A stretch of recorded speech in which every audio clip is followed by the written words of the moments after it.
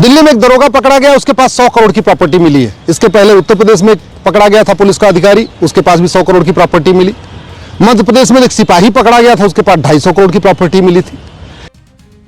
दिल्ली का अरबपति दरोगा, वीडियो से मचा बवाल, पुलिस भ्रष्टाचार पर उठे बड़े सवाल। नमस्कार, आप देख रहे हैं सत्यम टॉक शो।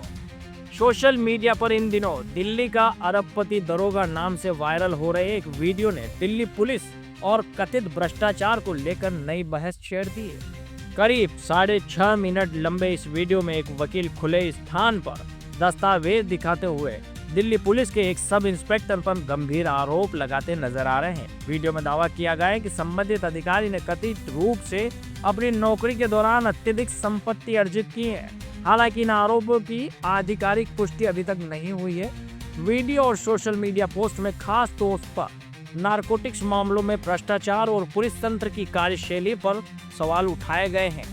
इस वीडियो के वायरल होने के बाद सोशल मीडिया पर लोगों की तीखी प्रतिक्रियाएं सामने आ रही है। कई यूजर्स मामले की सीबीआई या नारकोटिक्स ब्यूरो से जांच कराने की मांग कर रहे हैं। कुछ लोगों ने वरिष्ठ अधिकारियों की निगरानी व्यवस्था पर भी सवाल खड़े किए हैं और भ्रष्टाचार के मामलों में सख्त कानून लागू करने की मांग की है। वहीं कई प्रतिक्रियाओं में भ्रष्ट अधिकारियों की संपत्ति जब्त करने, गैर जमानती धाराओं में कार्रवाई करने और पुलिस सुधार की जरूरत पर जोर दिया है। यह मामला दिल्ली समेत गाजियाबाद और आसपास के क्षेत्रों में भी चर्चा का विषय बना हुआ है।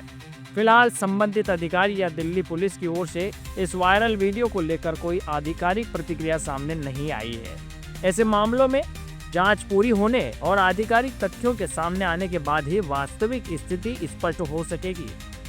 दिल्ली में एक दरोगा पकड़ा गया, उसके पास 100 करोड़ की प्रॉपर्टी मिली है। इसके पहले उत्तर प्रदेश में पकड़ा गया था पुलिस का अधिकारी, उसके पास भी 100 करोड़ की प्रॉपर्टी मिली। मध्य प्रदेश में एक सिपाही पकड़ा गया था, उसके पास 250 करोड़ की प्रॉपर्टी मिली थी। इसके पहले पंजाब में एक डीआईजी को पकड़ा गया, उसके पास भी करीब 200 करोड़ की प्रॉपर्टी मिली। और ज्यादातर ये सारे काम करने वाले कौन है? ये काम करने वाले हैं या तो जो ट्रैफिक डिपार्टमेंट में थे या तो जो नारकोटिक डिपार्टमेंट में थे। क्योंकि ट्रैफिक डिपार्टमेंट वालों का काम है गाड़ी चेक करना, और जो वहां नशा लेके चलते हैं, जो ड्रग स्मगलर चलते हैं, उनके पैसे से वसूली करते हैं, तो वहां को खमाते हैं। जो दिल्ली में दरोगा पकड़ा गया वो तो प्रॉपरली नारकोटिक डिपार्टमेंट में ही था। उसका काम था कि दिल्ली को नशा मुक्त बनाए, नशा तस्करों को पकड़े, नशा ड्रग बनाने वालों को पकड़े, ड्रग बेचने वालों को पकड़े, ड्रग के होलसेलर को पकड़े, ड्रग को पेडलर को पकड़े। लेकिन वो पकड़ता था, लेकिन पकड़ने की एवज में वसूली करता था और 100 करोड़ का मालिक बन गया। अब आप सोचिए कि दरोगा अकेले तो खा नहीं रहा होगा, ये खिला भी रहा होगा। तो अगर दरोगा के पास 100 करोड़ मिला है तो इसने अपने ऊपर वालों को कितना खिलाया होगा? स्वाभाविक सी बात है, कम से कम 100 करोड़ रुपए खिलाया भी होगा। कुछ एसीपी को खिलाया होगा, कुछ डीसीपी को खिलाया होगा, कुछ हो सकता है और भी ऊपर खिलाया हो। भगवान जाने किसको किसको खिलाया हो, तो जांच के बाद पता चलेगा। मैं बार बार कह रहा हूं, 1 लाख करोड़ का ड्रग कारोबार चल रहा है भारत में, 1 लाख करोड़ का। 10 करोड़ लोग नशेड़ी हो चुके हैं। उसका मूल कारण है जो हमारा नशा विरोधी कानून है वो भी महाघटिया है, दूसरा भ्रष्टाचार विरोधी कानून है वो भी महाघटिया है। चीन में जो घूसखोरी करता है, जो भ्रष्टाचार करता है, सीधे फांसी दे देते हैं।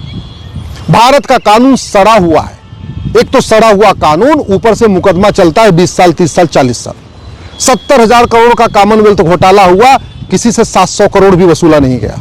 1,76,000 करोड़ का 2G घोटाला हुआ, 176 करोड़ भी वसूला नहीं गया। 1,86,000 करोड़ का कोयला घोटाला हो गया, 186 करोड़ भी नहीं पकड़ा गया। जब तक हम भारत में चीन जैसा कानून नहीं बनाएंगे, जो भ्रष्टाचार करेगा उसकी 100% संपत्ति जब्त करेंगे, उसकी सिटीजनशिप खत्म करेंगे और साल भर के अंदर उठा के फांसी देंगे, तब तक भ्रष्टाचार नहीं रुकेगा। और ऐसे ही जब तक ड्रग के खिलाफ हम सिंगापुर जैसा कानून नहीं बनाएंगे। सिंगापुर में मात्र 900 ग्राम गांजा पकड़ा गया था एक व्यक्ति के पास, सीधे उठा को फांसी दे दिया।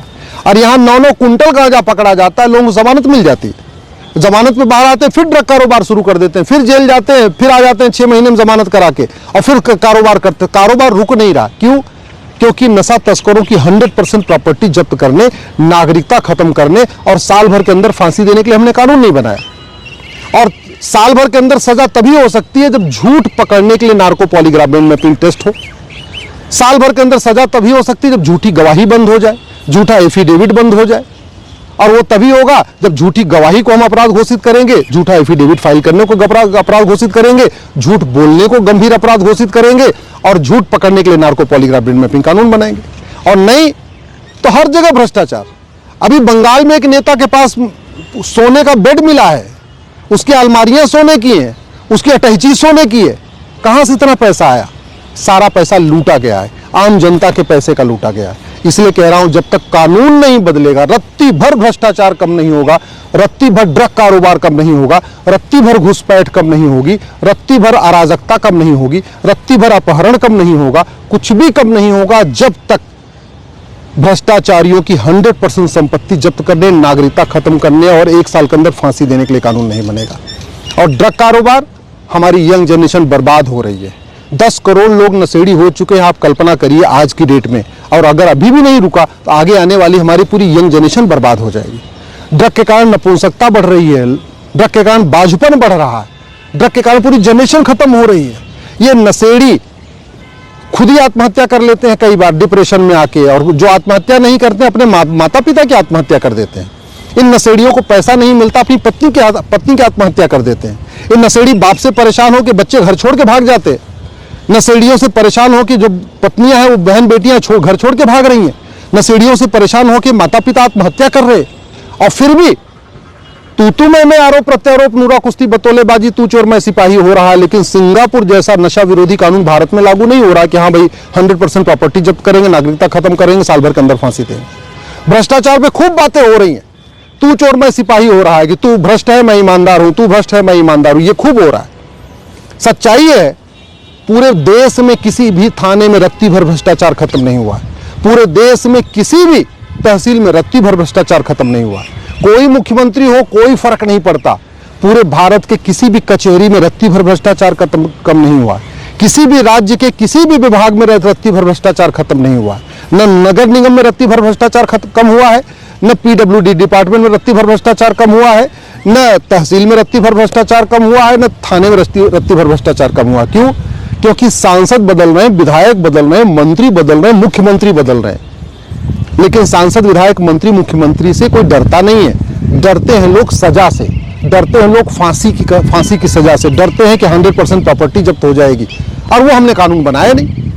आखिर जितना भ्रष्टाचार भारत में इतना चीन में क्यों नहीं है, जितना भ्रष्टाचार भारत में इतना सिंगापुर में क्यों नहीं है, जापान में क्यों नहीं है, अमेरिका में क्यों नहीं है? क्योंकि वहां सांसद विधायक बदलने के साथ साथ कानून बदलता है। हमारे देश में सांसद विधायक मुख्यमंत्री बदलते हैं, राज्यपाल बदलते हैं, लेकिन कानून नहीं बदलता है। इसलिए मैं सरकार से निवेदन कर रहा हूं, इस BNS में संशोधन करिए, एक चैप्टर डालिए ऑफेंस रिलेटिंग टू करप्शन, और भ्रष्टाचार को राष्ट्र की सुरक्षा के लिए खतरा घोषित करिए, देश की एकता अखंडता के लिए खतरा घोषित करिए, भ्रष्टाचार को देशद्रोह घोषित करिए, भ्रष्टाचारियों के 100% प्रॉपर्टी जब्त करने, नागरिकता खत्म करने और 1 साल के अंदर फांसी देने के लिए कानून बनाइए। ऐसे ही इसमें एक चैप्टर डालिए offence relating to drug smuggling, और ड्रग बनाने और बेचने वालों की 100% प्रॉपर्टी जब्त करने, नागरिकता खत्म करने, साल भर के अंदर फांसी देने के लिए कानून बनाइए। तब जाके ड्रग कारोबार रुकेगा, तब जाके भ्रष्टाचार रुकेगा। नहीं तो कोई सरकार हो, कोई कलेक्टर हो, कोई कप्तान हो, कोई मंत्री हो, रत्ती भर फर्क नहीं पड़ता है। न फर्क पड़ा है, न फर्क पड़ेगा अगर कानून नहीं बदला गया तो।